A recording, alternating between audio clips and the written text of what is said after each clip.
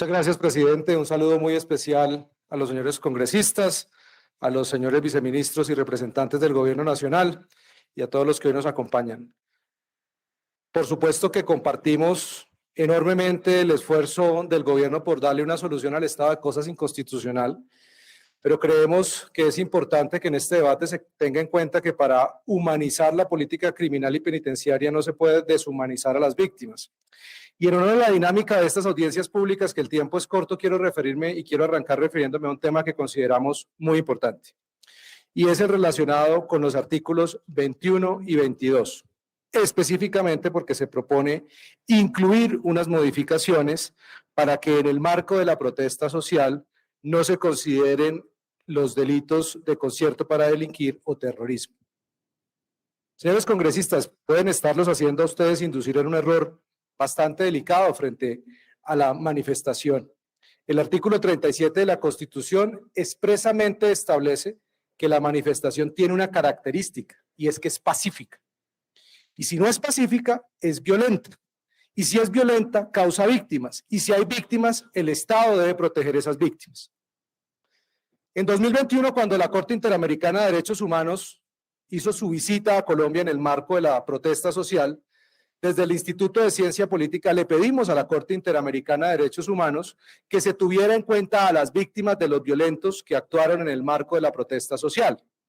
Y expresamente en el numeral 140 de las observaciones y recomendaciones de la Corte Interamericana de Derechos Humanos dice lo siguiente: la Corte Interamericana condena enérgicamente todo acto de violencia, especialmente aquellos que afectan la vida e integridad personal y el transcurso de las manifestaciones. En ese sentido, hace un llamado al Estado para investigar, juzgar y sancionar a los responsables de delitos cometidos en el marco de las protestas. Sorprende que para algunos temas en nuestro país los pronunciamientos de la Corte Interamericana de Derechos Humanos tengan una prevalencia, pero en otros temas parezcan desconocerse. Aquí la invitación es a que el Congreso no apruebe los artículos 21 y 22. Acá se debe proteger a los colombianos en su vida y honra. Además, porque piensen las implicaciones que tendría decir que estos delitos que se configuran en el marco de las protestas no son delitos. ¿Qué va a pasar con esas víctimas?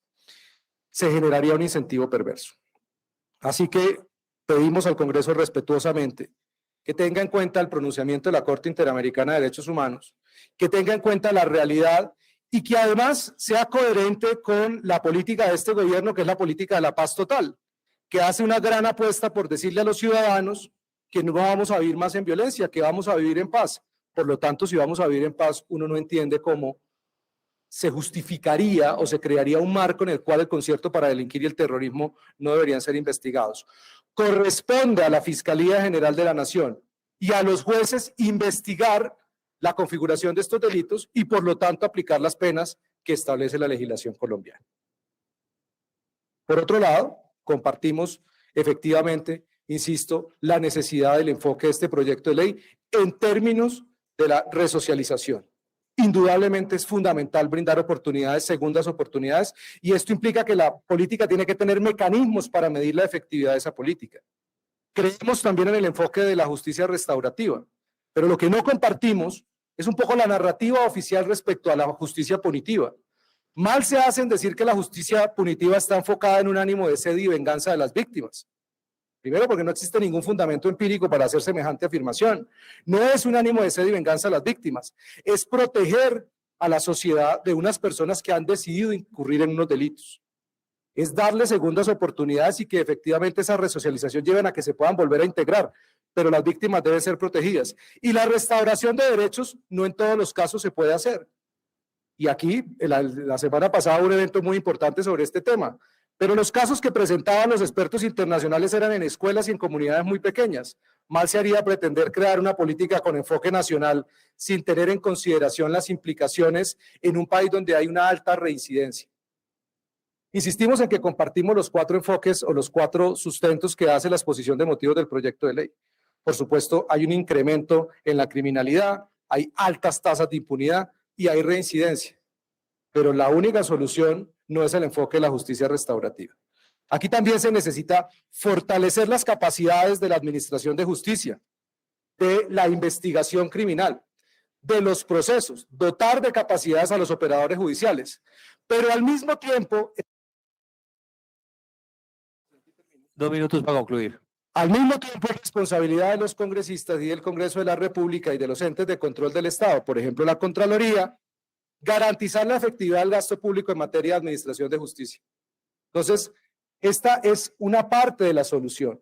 La solución tiene que ser integral y eso implica que el gobierno desarrolle una política criminal, una política carcelaria y penitenciaria y una política de seguridad ciudadana armonizada, una política que tenga mecanismos que puedan medir su efectividad y que desde luego protejan a los ciudadanos. Está bien toda consideración en términos de la resocialización, pero esas políticas y esos mecanismos deben ser claramente definidos para poder medir su efectividad y su impacto. Muchas gracias, señor presidente.